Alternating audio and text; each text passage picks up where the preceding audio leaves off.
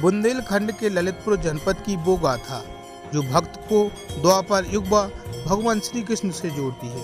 पुराणों के अनुसार यह मंदिर 5000 वर्ष पुराना है। इस मंदिर का निर्माण कराने वाले की कोई जानकारी नहीं है। मंदिर में किसी भी प्रकार की ईंट या सीमेंट का प्रयोग नहीं हुआ है। पत्थर से ही गर्भगृह निर्मित है।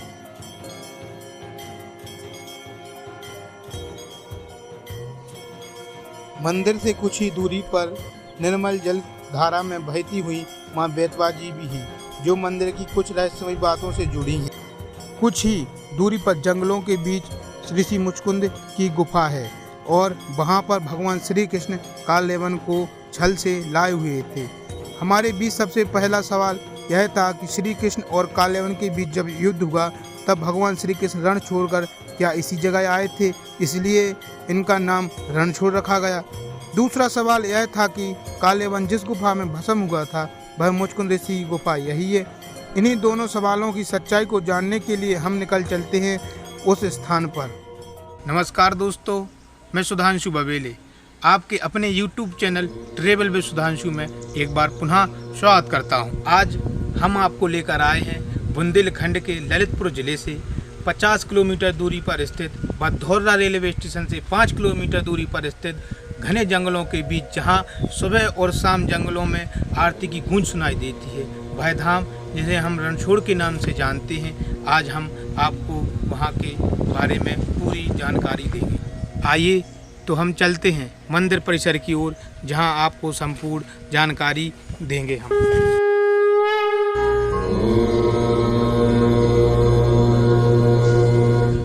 हम आप पहुंचे हैं मंदिर परिसर में, जहां पर ये मुख्य द्वार है जिस पर भगवान श्री कृष्ण रथ चला रहे हैं और अर्जुन विराजमान है। वहाँ गेट के दाईं ओर जाने पर हमें मंदिर परिसर के द्वार तक जाते हैं और गेट की बाईं ओर जाने पर हमें माँ बेतवा जी के दर्शन होते हैं। आइए हम माँ बेतवा जी के दर्शन के लिए आपको लेकर चलते हैं।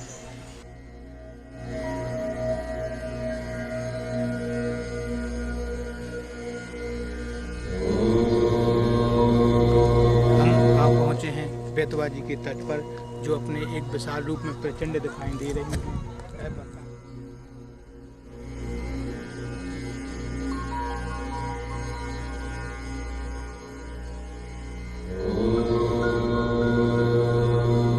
हम आ पहुंचे हैं बेतवा जी के तट पर, जहां पर भगवान भोलेनाथ के परिवार सहित एक छोटा सा मंदिर है, जो बरसात के मौसम में कई बार पानी से डूब जाता है। यह भोलेनाथ और गणेश जी यह सभी अपने परिवार के साथ विराजमान है। नंदी महाराज हैं।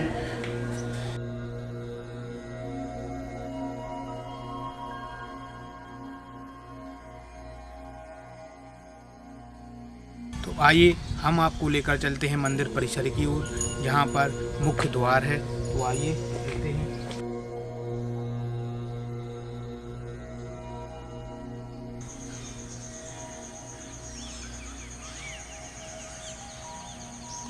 हम आ चुके हैं मंदिर के मुख्य द्वार पर और सामने आपको मंदिर दिखाई दे रहा होगा, जहां गर्भगृह में विराजमान है भगवान श्री कृष्ण।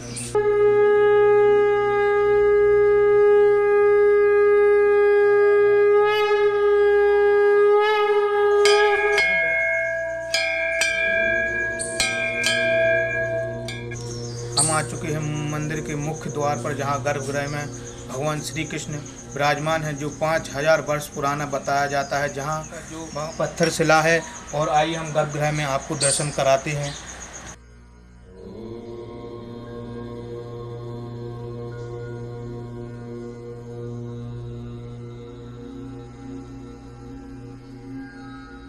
हमें अंदर जाकर पता चला कि भगवान श्री कृष्ण सामने गरुड़ पर विराजमान हैं।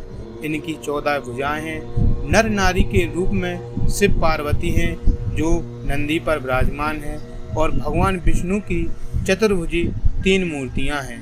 पंडित जी द्वारा बताया गया यह मंदिर कलाकृति से सुशोभित है। मंदिर से बाहर निकलते ही मंदिर के सामने हमें हनुमान जी महाराज जी के दर्शन होते हैं एवं लगभग मंदिर प्रांगण में सभी देवी देवताओं के दर्शन होते हैं। 9 देवियों के दर्शन करने के बाद हम पहुंच जाते हैं शंकर जी के उस पंचमुखी मंदिर के पास जहाँ विराजमान है भगवान भोलेनाथ। करने के बाद आप आगे आएंगे तो शंकर जी के दर्शन होंगे। उनके बाद आपको भगवान परशुराम जी के दर्शन होंगे। फिर श्री 1000 श्री रेवती माता बलराम दाऊ के दर्शन होंगे और यहाँ पर नरसिंह भगवान के दर्शन होंगे। फिर उसके बाद आदि शंकराचार्य जी महाराज के दर्शन होंगे। उस जब आप दर्शन करने के बाद सबसे आखिरी में आएंगे तब आपको यहाँ पत्थरों की शिला पर क्रमबद्ध भाई कई पत्थर रख रहे हैं, जहाँ पर ऐसा माना जाता है कि यह मंदिर या घर अपने घर को इतना मंजिल बनाने के लिए या किसी कार्य को पूर्ण करने के लिए पत्थर रखे जाते हैं। और यह सत्य है क्योंकि यहाँ पर हजारों की संख्या में यहाँ पर पत्थर की शिलाएं रखी हुई हैं। भगवान श्री कृष्ण के दर्शन करने के बाद हमें पता चला कि मंदिर का सबसे बड़ा रहस्य जंगलों के बीच गर्भगृह से 3 किलोमीटर दूरी पर स्थित मुचकुंद ऋषि की गुफा से जुड़ा हुआ। हम आपको ले चलते हैं जंगलों के बीच मुचकुंद गुफा सिद्ध क्षेत्र में, जहाँ यहाँ मंदिर से 3 किलोमीटर से सीधा रास्ता जाता है जंगलों के बीच से। तो आइए चलते हैं, हम आपको लेकर चलते हैं मुचकुंद गुफा की ओर।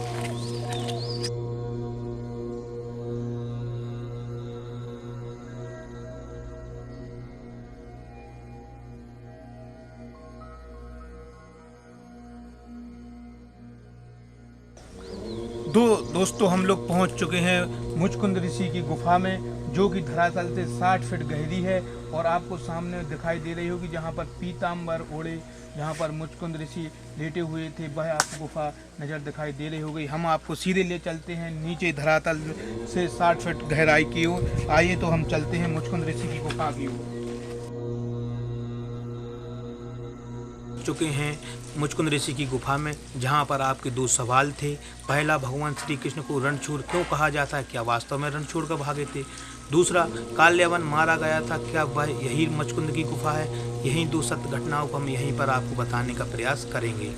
काल्यवन अमर था, केवल उसे 2 वरदान ऐसे दिए गए थे कि वह समुद्र में ना जाए और दूसरा मुचकुंद ऋषि की नज़र में ना जाए। अगर यह दोनों जगह जाता है तो उसकी मृत्यु हो जाती है, अगर नहीं जाता है तो वह अमर रहेगा। भगवान श्री कृष्ण के बुआ के लड़के चंदेरी के राजा शिशुपाल और ललितपुर के दूधई में राजा कश्यप की पत्नी अदिति, इन तीनों के बीच सलाह हुई और उन्होंने यह विचार किया कि महाराज मुचकुंद ऋषि की गुफा में काल्यवन को मारने के लिए लाया जाए। महाभारत काल के समय भगवान श्री कृष्ण ने जरासंध को मारने में अपनी साजिश बनाई थी। जरासंध का मित्र था काल्यवन, इसलिए काल्यवन ने द्वारकापुरी पर आक्रमण किया और पहली बार वह नाकाम रहा। दूसरी बार जब साजिश बन गई, फिर भगवान श्री कृष्ण ने अपना पीताम्बर दिखाकर और रण से भागते हुए काल्यवन को ऋषि मुचकुंद की गुफा में लाए थे। वह मुचकुंद की गुफा यही है जो आपको सामने दिखाई दे रही है। यहीं पर काल्यवन को मुचकुंद ऋषि की दृष्टि पड़ने पर मृत्यु हुई थी और जो पीताम्बर अपने मुचकुंद ऋषि पर डाला था वो भी आपको आगे हम प्रतिमा दिखाएंगे, जहाँ पर वो उनका बिस्तर आसन लगा हुआ है। वह इन सभी की जानकारी देते हुए हम आपको अपने आश्रम के पास, जहाँ पर कुछ बाबा अपना खाना बना रहे हैं, आपको हम वहाँ लेकर चलते हैं। तो आइए हम चलते हैं। पता नहीं कहाँ से आ रहा है, पहाड़ों के बीच से शुद्ध एक दवाई के रूप में पिया जाता है। शुद्ध आप देख सकते हैं, शुद्ध जल है बिल्कुल।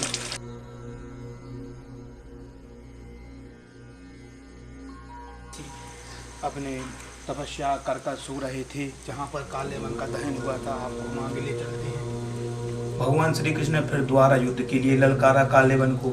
जब काल्यवन युद्ध करने के लिए आया तो भगवान रण छोड़कर भागे, जो कि उनकी एक योजना के तहत था ये सब।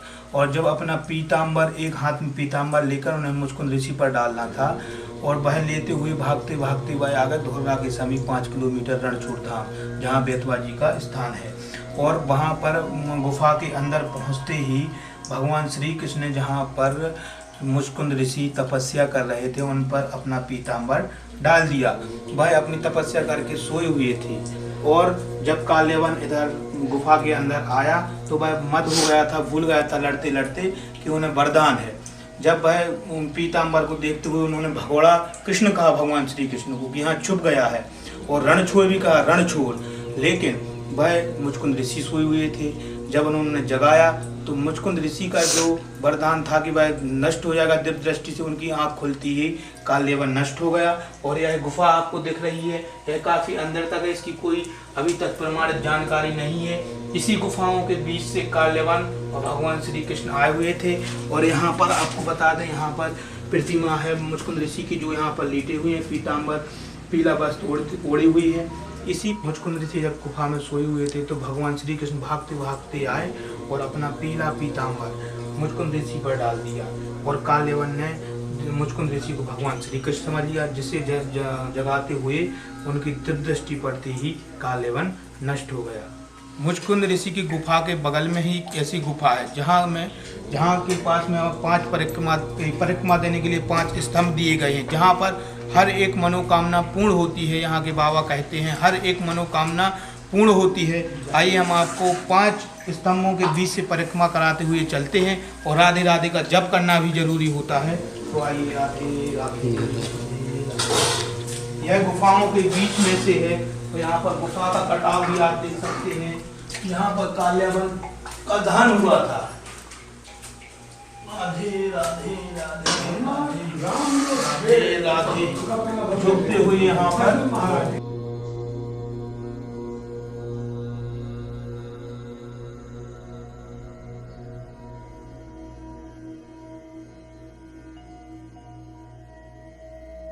कहीं भी ऐसा स्थान नहीं है, दिव्य स्थान माना जाता है। 5 स्तंभों का यह दिव्य स्थान माना जाता है। आइए हम आपको ले चलते हैं। यहाँ पर उनके खड़ाऊ रखे हुए हैं, यहाँ वेदी हवन होता है। यह भी गुफाओं के बीच में स्थित है। और जो 5 स्तंभ दिए थे वह सिद्ध बब्बा के ही थे। यहाँ पर राधे राधे राधे राधे कहते हुए हमें निकलना था। उस स्तंभ से निकलने के बाद जो आपकी मनोकामना होती है वह पूर्ण होती है।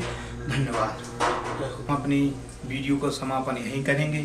और आपको अगर वीडियो अच्छी लगी हो तो लाइक शेयर सब्सक्राइब जरूर करें। और जाते जाते हम यही कहेंगे जो प्रेमानंद जी हर युवा व्यक्ति को कहते हैं कि आप एक ही चौपाई का स्मरण कीजिए। कृष्णाय वासुदेवाय हरे परमात्मने प्रणता क्लेशनाशाय श्री गोविंदाय नमो नमः। जय श्री राधे जय श्री।